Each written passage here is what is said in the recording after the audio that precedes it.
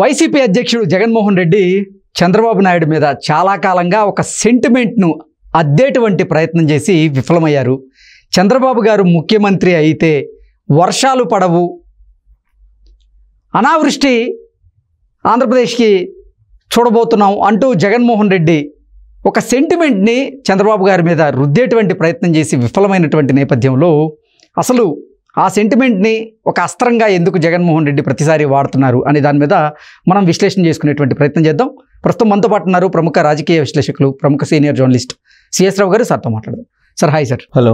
చాలా కాలం నుంచి చంద్రబాబు గారి మీద ఒక సెంటిమెంట్ని రుద్దేటువంటి ప్రయత్నం చేస్తూ ఉంటారు జగన్మోహన్ రెడ్డి. విఫలం కూడా అయ్యారు. చంద్రబాబు గారు వస్తే వర్షాలు పడవు, అనావృష్టి తప్పదు అనేటువంటి సెంటిమెంట్ని జనాల్లోకి బలంగా తీసుకెళ్లేటువంటి ప్రయత్నం చేశారు, కానీ విఫలమయ్యారు. ఇప్పుడు 4వసారి ముఖ్యమంత్రిగా ప్రమాణ స్వీకారం చేసిన తర్వాత ఆంధ్రప్రదేశ్లో వర్షాలు సుభిక్షంగా ఉన్నాయి, వరదలు వస్తూ ఉన్నాయి. ఏంటి సార్ అసలు ఆ అస్త్రాన్ని ఎందుకు తీసుకుంటున్నాడు జగన్మోహన్ రెడ్డి ప్రతిసారి? ఇప్పుడు విఫలమయ్యాడు కదా, ఇప్పుడు కూడా మళ్ళీ అదే అస్త్రాన్ని తీసుకునే అవకాశం ఉంటుందా, లేదా పద్ధతి మార్చుకునే అవకాశం ఉందా అంటే ఏం చెప్తారు?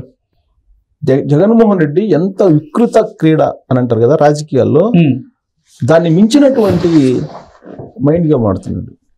మంచిది కాదు రాజకీయాలకి, దేనికైనా, రాజకీయాలకే కాదు దేనికైనా మంచిది కాదు. ఒక స్పోర్టివ్ థింకింగ్ తోటి వెళ్ళాలి, పాజిటివ్ థింకింగ్ తోటి వెళ్ళాలి.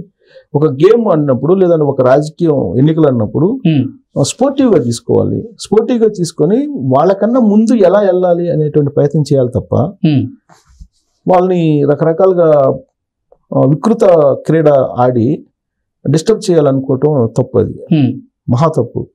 చంద్రబాబు నాయుడు మీద 40 సంవత్సరాలు పైగా రాజకీయ ప్రయాణం చేసినటువంటి ఆయన మీద ఎంత దారుణమైనటువంటి ముద్రలు, దారుణమైనటువంటి ప్రచారం చేశారంటే వీళ్ళు. చంద్రబాబు నాయుడు వస్తే కరువు వస్తుంది, ఇది ఆయన ఎలక్షన్ క్యాంపెయిన్లో చేసింది. వాళ్ళ సోషల్ మీడియా చంద్రబాబు నాయుడు వస్తే రాష్ట్రంలో కరువు తాండవిస్తుంది, పంటలు పండవు, తాగడానికి నీళ్లు ఉండవు. కారణం ఏంటంటే ఆయనకేదో శారీరక రుగ్మతలు ఉన్నాయి అనేటువంటి దారుణమైనటువంటి కామెంట్లు సోషల్ మీడియాలో చేశారు. ఇలాంటి రాజకీయాలు చేసేటువంటి జగన్మోహన్ రెడ్డి సమాజానికి ఎలాంటి సంకేతాలు ఇస్తాడు? అసలు వాళ్ళ నాన్న ఉన్నప్పుడు, రాజశేఖర రెడ్డి ఉన్నప్పుడు, రాజశేఖర రెడ్డి చేసినటువంటి ప్రచారం కూడా అదే. రాజశేఖర రెడ్డి స్వయంగా ఆయన చేయకపోయినా ఆయన కింద ఉండేవాళ్ళ చేత చేయించేవాడు ఆయన. జగన్మోహన్ రెడ్డి డైరెక్ట్గా ఆయనే చేసేవాడు. ఇంకొక భయంకరమైనటువంటి గేమ్ ఆడాడు రాజశేఖర రెడ్డి. చంద్రబాబు నాయుడు వ్యవసాయం దండగా అన్నాడు, వ్యవసాయాన్ని చేసే వాళ్ళని చిన్న చూపు చూస్తుంటాడు, రైతులంటే ఆయనకు అసలు గిట్టదు. ఇలాంటి ప్రచారం చేశారు, గ్లోబల్ ప్రచారం చేసి ప్రజల మీద ఒక రకమైనటువంటి చెరగని ముద్రని చంద్రబాబు నాయుడు మీద వ్యతిరేకంగా వేశాడు. అసలు ఏనాడు కూడా వ్యవసాయం దండగానే ఆయన అలా అనేక సందర్భాలు అసెంబ్లీ బయట, అసెంబ్లీ లోపల చంద్రబాబు నాయుడుతో పాటు తెలుగుదేశం పార్టీ లీడర్లు అనేక మంది ఛాలెంజ్ చేశారు. చంద్రబాబు నాయుడు ఎక్కడైనా సరే ఆ మాట అని ఉంటే మీరు నిరూపించండి, రాజకీయాల నుంచి వైదొలుగుతామని చెప్పారు. లాస్ట్కి వాళ్ళు ఏం చేశారంటే అప్పట్లో ఉండేటువంటి ఒక పేపర్ క్లిప్పింగ్ తీసుకొచ్చారు. ఆ క్లిప్పింగ్ తీసుకొచ్చి వ్యవసాయం దండగా చంద్రబాబు నాయుడు. అసలు విషయం ఏంటంటే ఒక రివ్యూ మీటింగ్లో ఆయన ఇప్పుడు ఐటీ సెక్టారు, ఇన్ఫర్మేషన్ టెక్నాలజీ బాగా వచ్చేస్తుంది, వ్యవసాయం కన్నా కూడా ఇది ఎక్కువగా ఇన్కమ్ వచ్చే అవకాశం ఉంది, వ్యవసాయ కుటుంబాలకు సంబంధించినట్టు పిల్లలు కానీ వ్యవసాయ కుటుంబాలు చదువుకొని ఐటీ వైపు వస్తే బాగా స్థిరపడతారు అనేటువంటిది ఆయన కాంటెస్ట్ ఆ రోజు రివ్యూ మీటింగ్లో చెప్పింది. ఆ రివ్యూ మీటింగ్లో జర్నలిస్టులు ఉండరు, అది ఎవరో అక్కడ ఉండేటువంటి ఇన్ కెమెరా మీటింగ్ కాబట్టి అది ఆఫీసర్స్ లేకపోతే అక్కడ పార్టిసిపేట్ చేసినటువంటి సంబంధిత మినిస్టర్ లేకపోతే ఎవరెవరు చెప్పుంటారు. దాన్ని ఏ యాంగిల్ తీస్తున్నారు ఆ పేపరు ఆ రోజున రాసినటువంటి జర్నలిస్టు వ్యవసాయం దండగా చంద్రబాబు నాయుడు అనే యాంగిల్లో తీసుకున్నారు. ఆయన చెప్పింది ఏంటి? ఐటీ సెక్టర్ డెవలప్ అవుతుంది, రైతులు నష్టపోతున్నారు, వ్యవసాయం నష్టం వస్తుంది, కాబట్టి వాళ్ళ పిల్లల్ని కూడా ఐటీ రంగం వైపు తీసుకురావడానికి మనం ప్రయత్నం చేయాలి అనేది ఆ రోజు రివ్యూ మీటింగ్.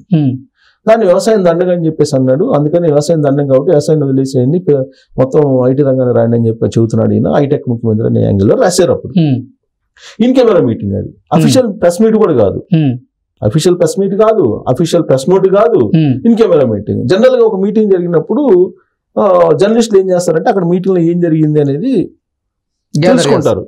తెలుసుకొని వాళ్ళకు ఉన్నటువంటి యాంగిల్లో, ఆ మేనేజ్మెంట్ చెప్పిన యాంగిల్లో రాస్తూ ఉంటారు చాలా మంది.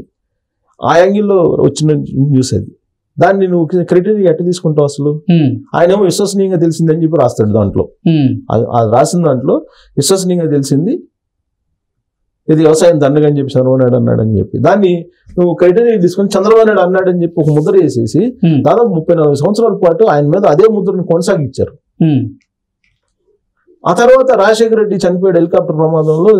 జగన్మోహన్ రెడ్డి వచ్చి, జగన్మోహన్ రెడ్డి విశ్వసనీయత, మడిమ తిప్పని, మాట తిప్పని రాజకీయాలు నేను చేస్తానని చెప్పేసి ఆయన మొదలుపెట్టి, చంద్రబాబు నాయుడు వస్తే కరువు వస్తుంది, చంద్రబాబు నాయుడుకి శారీరక రుగ్మతలు ఉన్నాయి, అవన్నీ మంచిది కాదు, ఏది ఒక రాజ్యానికి సుభిక్షంగా ఉండాలంటే రాజు అద్భుతంగా ఉండాలి, మంచిగా ఉండాలి అని చెప్పి ప్రచారం చేసినటువంటి దుర్మార్గపు రాజకీయ నాయకుడు జగన్మోహన్ రెడ్డి అని చెప్పి తెలుగుదేశం పార్టీ వాళ్ళు అనేక మంది అనేక సందర్భాలు చెప్పారు. మొన్న ఎలక్షన్లో కూడా ఆయన చేసినటువంటి ప్రచారం కూడా ఇదే.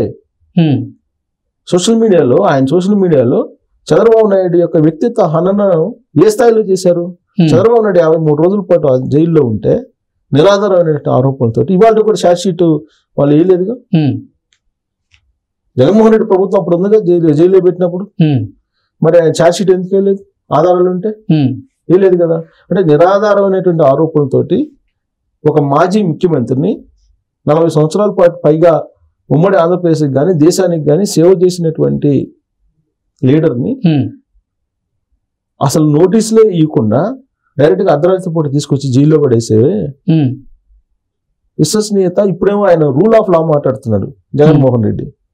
రూల్ ఆఫ్ లా మాట్లాడుతూ ఇప్పుడు పోయి ఢిల్లీ పోయి ధర్నాలు చేస్తున్నాడు ఆయన, రాష్ట్రంలో అరాచకాలు జరుగుతున్నాయి అని. అసలు జగన్మోహన్ రెడ్డి పీరియడ్లో జరిగినటువంటి అరాచకాలు ఏమైనా ఉన్నాయా? ఏ విధంగా పరిపాలించకూడదో చెప్పేటువంటి పరిపాలన జగన్మోహన్ రెడ్డిది.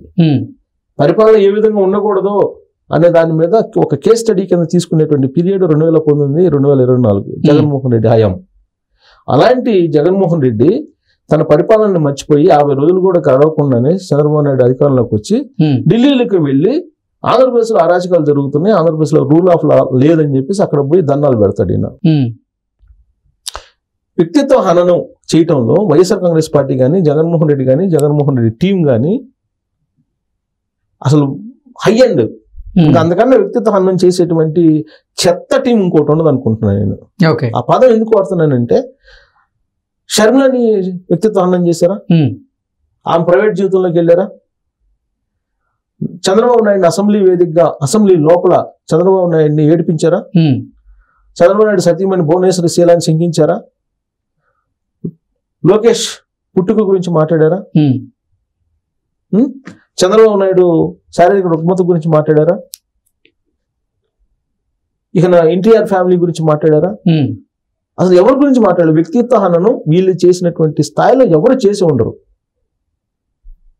సో చంద్రబాబు నాయుడు మీద కొన్ని దశాబ్దాలుగా తీసుకొస్తున్నటువంటి ఏదైతే సెంటిమెంట్ ఉందో, ఇది ఆయన వస్తే కరువు వస్తుందని, ఇప్పుడు చంద్రబాబు నాయుడు వచ్చిన తర్వాత మొన్న ఈ మధ్య కూడా చంద్రబాబు నాయుడు పదవి ప్రమాణ స్వీకారం చేసిన తర్వాత వర్షాలు పోయినాయి అని చెప్పి ప్రచారం చేసినటువంటి మహానుభావులు వైఎస్ఆర్ కాంగ్రెస్ పార్టీలో ఉండేటువంటి సోషల్ మీడియా.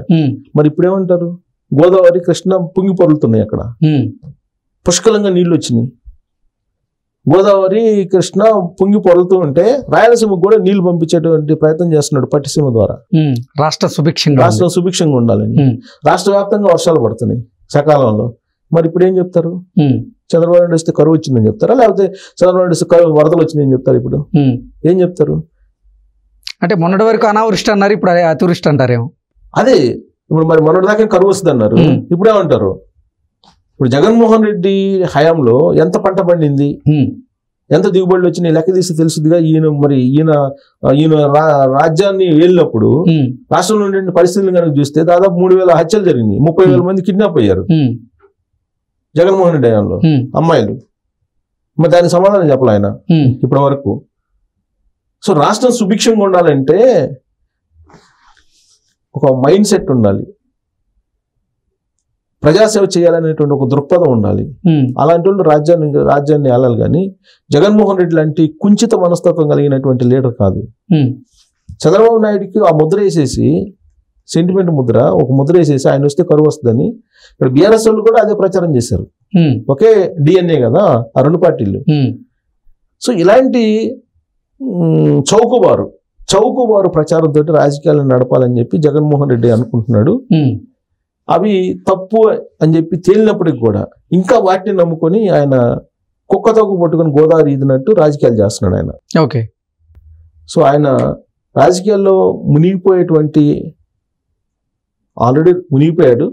అసలు కంప్లీట్ గా ఆ పార్టీని క్లోజ్ చేసేంత వరకు ఇలాంటి సెంటిమెంట్స్, ఇలాంటి చౌకబారు రాజకీయాలు చేస్తే ఎక్కువ కాలం కూడా ఆ పార్టీ నిలబడదు అనేది మనం విశ్లేషణ చేసుకోవచ్చు. ఓకే.